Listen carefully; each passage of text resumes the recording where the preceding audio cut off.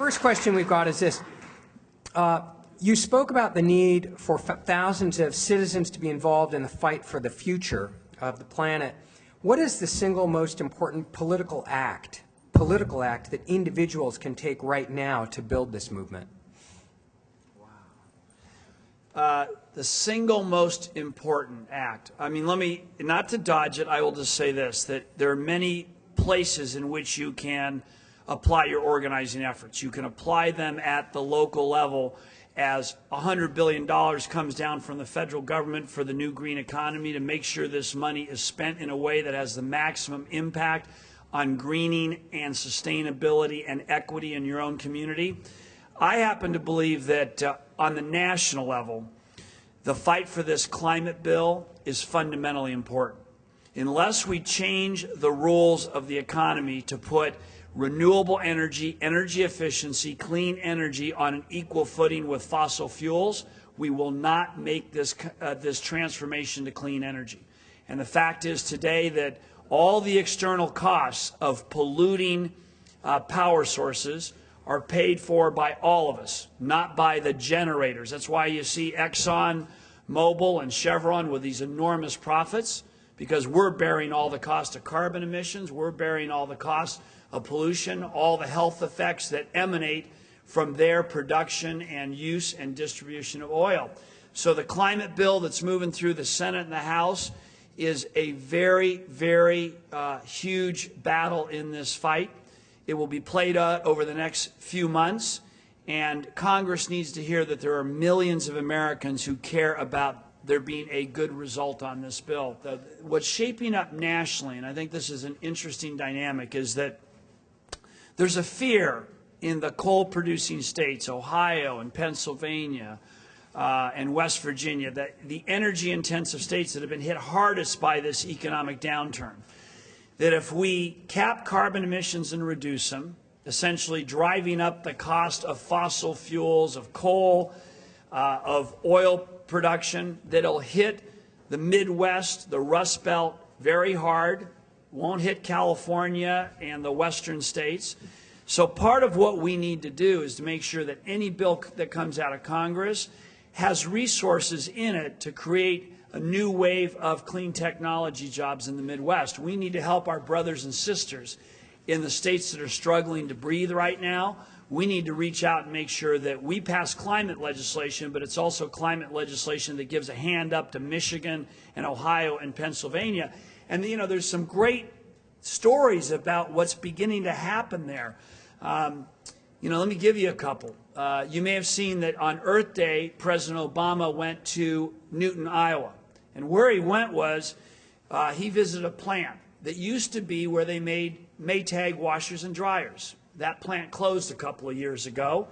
Hundreds of people out of work. That plant's operating again today.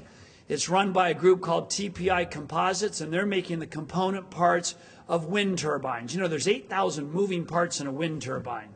A lot of great work that steel workers and auto workers and other industrial workers can do.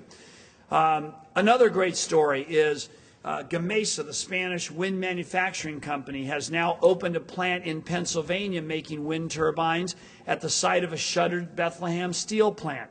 There is a chance to reindustrialize the Midwest, and we need to make that part of the bargain. So weigh in, and one of the things you might want to do is go to our website today, ApolloAlliance.org, because with MoveOn.org, with the League of Conservation Voters, with the building trades, we've launched a set of ads in swing districts across the country to help persuade people to pass clean energy legislation that also creates jobs here at home. Organize locally and push nationally. In your opinion, which green energy technology right now holds the most promise for the future? Wind, solar, or something else? All of the above, but I want to talk about one in particular, because it's probably the least sexy, the one that doesn't get the attention, but it's the one that has the most immediate and sweeping possibilities. So much of greening is doing what we do anyway, but doing it differently. It's not a new invention. It's the way we do things across almost every sector of the economy. I happen to think one of the greatest opportunities is energy efficiency in buildings, and I'll tell you why. 40% of our carbon emissions come from heating, cooling, and lighting buildings. 67% of our electricity consumption in this nation comes from heating, lighting, and cooling buildings. There is 300 billion square feet of buildings in this country. There's 100 million apartment units and single-family homes. This is the biggest single opportunity to reduce carbon emissions, to reduce energy consumption, to lower energy bills for families and businesses. You know, every year in this country, about 3% of the buildings are either newly constructed or substantially rehabilitated, which means over the next 25 years, 75% of our built environment is going to be remade anyway. We ought to have a massive effort to green every building, every commercial building, every multifamily apartment building, every single family building in this country. We could put millions of people to work at jobs that can't be outsourced. And unlike the first Apollo mission, it ain't rocket science. I mean, it's dual pane windows, it's insulation, it's more efficient HVAC systems. All the technology's there. It's a huge impact. But we need to hit on all cylinders. Great. And I just want to remind people that right here at Peralta, we have a fabulous environmental controls technology program down at Laney College. Go take classes in that program and then get yourself a really well-paying job after you graduate. Let's see. Our future as a state will be built on how we spend and invest our state budget dollars. On May 19th, we have a special election to address the California budget crisis. How will these initiatives impact our state's ability to build a green, sustainable future? They don't do anything to send us on our way to a better California. That's my view.